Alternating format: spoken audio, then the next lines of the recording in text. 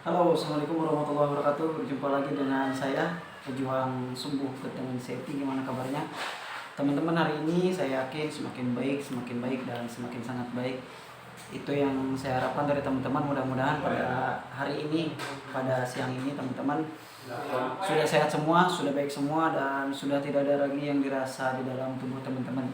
Ya, itu doa yang terbaik dari saya buat teman-teman, dan mudah-mudahan ya teman-teman juga mendoakan saya, semoga saya selalu bisa membuat konten untuk teman-teman dan lebih menyemangati teman-teman supaya kita belajar bersama-sama membangun diri kita, terutama karena yang perlu dibangun itu selain channel saya juga ya diri kita yang memang hilang di dalam terang ya gitu.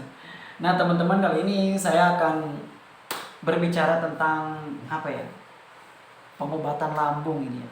Karena ada yang masuk email ke saya, ini saya baru dapat email. Mas, bagaimana sih katanya penanganan lambung ketika betul-betul saya ini bingung harus ngapain gitu. Artinya step awal kita itu harus bagaimana dan bagaimana dilakukan. Karena ya selain penyebabnya dari makanan yang kurang baik, juga ya mungkin karena pola hidup kita, kemudian pola pikir juga yang berpengaruh. Namun di sini alangkah baiknya teman-teman ya, apa dulu yang dirasakan oleh teman-teman ini ya. Kalau saya teman-teman gini ya, bagaimana sih saya mengobati lambung itu dan bagaimana prosesnya gitu kan. Nah teman-teman, jadi yang pertama gitu ya, yang harus kita lakukan ketika kita kan gini nih ya, kita ngomongin penyakit lambung itu banyak macam jenisnya gitu kan. Ada dispepsia fungsional, ada dispepsia organik gitu kan. Ada yang katanya BAB-nya keluar darah dan sebagainya. Itu kita tidak berbicara ke situ. Jadi kita ke lambung dulu. Nah, dulu teman-teman. Jadi ceritanya gini. Saya ketika saya mengalami bergetar jantung itu malam-malam jam 2, memang besoknya saya tidak periksa. Saya nggak pernah memeriksakan diri saya karena besoknya saya pun sehat gitu. Saya langsung sehat, saya bisa aktivitas seperti biasa. Di tahun 2016 itu gitu kan. Nah, ternyata mungkin saya nggak berobat gitu kan, biasa aja, nggak menanggapi penyakit ini dengan mau berobat gitu, biasa saja. Nah lama-lama akhirnya semakin parah kan gitu ya. Itu mungkin karena kelalaian kita. Nah puncaknya itu teman-teman di 2016 itu ya udah, saya waktu itu jadi hal yang pertama saya tangani itu adalah waktu dulu gitu kan. Saya waktu itu kecemasan itu bener-bener tinggi. Akhirnya saya lupa tuh harusnya dibenerin yang mana dulu gitu kan. Apa dulu gitu kan yang harus diobati. Nah waktu itu teman-teman ya, saya kan berubah totalnya itu di 2019 gitu ya. Jadi berubah totalnya saya di 2019. Cuma dari 1 tahun, 2 tahun, 3 tahun itu saya tetap melakukan pola-pola yang memang menurut saya gitu kan, cara saya ini berhasil ke saya.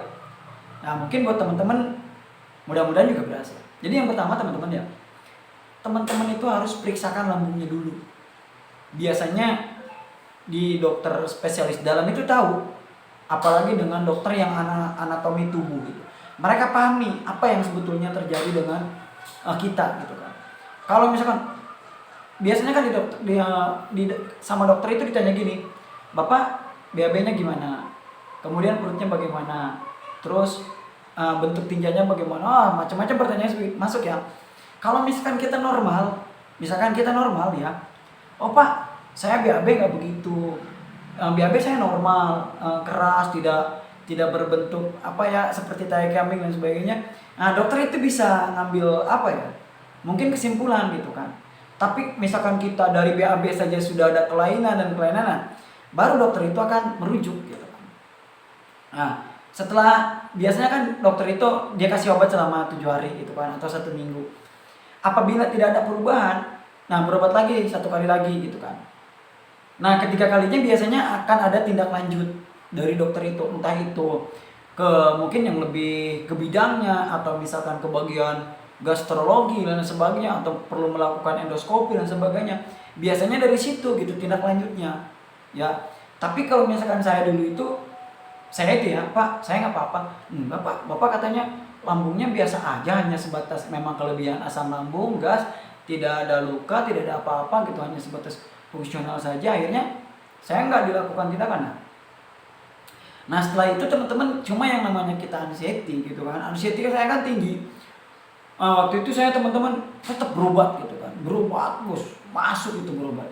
Nah ternyata memang kita salah, dari situ aja sudah salah gitu kan. Akhirnya apa, saya mantang tuh, mulai mantang makanan. Yang tadinya berat badannya tinggi, saya menjadi kurus sampai kurus beneran gitu. Ternyata memang itu salah kaprah. Harusnya ketika kita, memang kan kita tidak tahu dulu ya, ternyata kita itu kena anxiety, semuanya kita cemaskan, semua kita takutkan, ya semua kita khawatirkan gitu kan. Apapun yang terjadi sama diri kita, apapun yang dirasakan sama diri kita cemaskan, kita khawatirkan, kita takutkan gitu kan.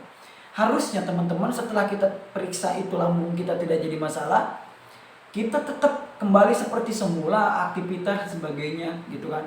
Kalau saya dulu teman-teman nggak berani aktivitas, saya ngerembe di rumah, saya tiduran bae di rumah gitu kan, karena kita takut mau keluar rumah, takut mau kemana-mana takut. Ya memang kan sensasinya terasa banget ya teman-teman, sensasinya kerasa, ke tubuh kita kerasa dan sebagainya.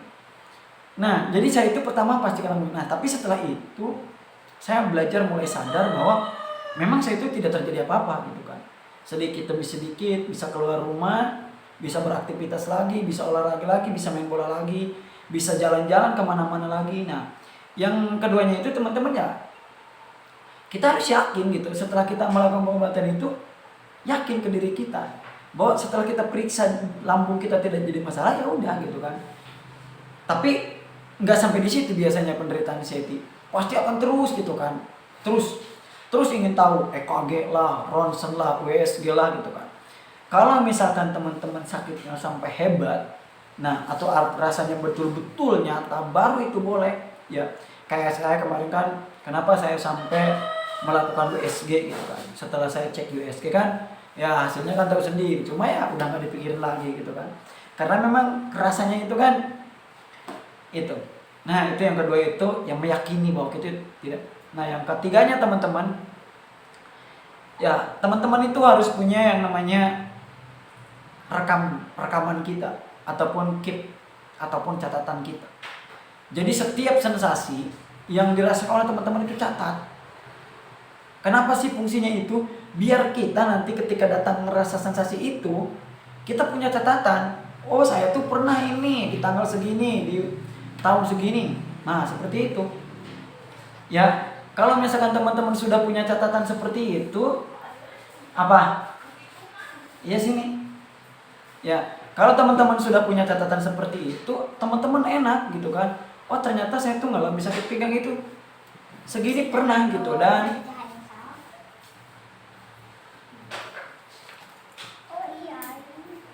nih orang Bekasi nih. Mau latihan di mana? Di sini aja apa di MTS? Yang versi latihan ya? Iya kita pakainya yang versi latihan. Cuma 8 orang dipilihnya, nggak boleh lebih. Makanya saya kalau misalkan yang males, yang ngelunjak, coret. Oh dulu itu mah apa, siapa Ramini mah jangan. Enggak.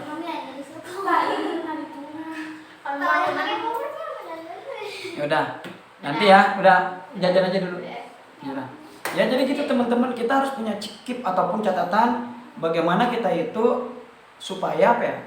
Supaya tahu gitu kan bahwa yang terjadi sama diri kita itu biasa aja. Nah itu yang saya lakukan, akhirnya saya sampai sadar bahwa kita itu pernah mengalami ini seperti itu gitu kan. Jadi teman-teman ya, video ini cukup karena saya juga harus melatih anak murid saya. Memang saya selaku yang melatihnya harus siap gitu ya. Jadi ya kembali teman-teman ya, walaupun kita dengan kondisi seperti ini, kita harus tetap aktivitas ya.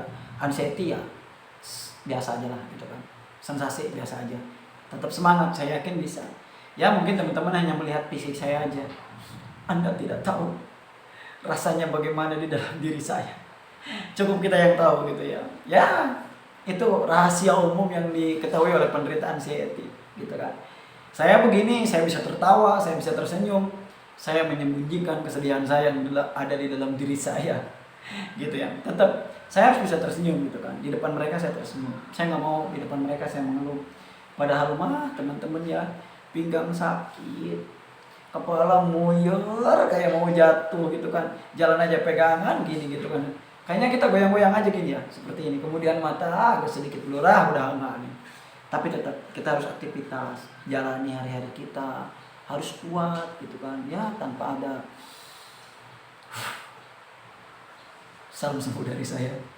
Ya pokoknya teman-teman sehat selalu. Oke? Wabillahi taufiq wal hidayah. Assalamualaikum warahmatullahi wabarakatuh.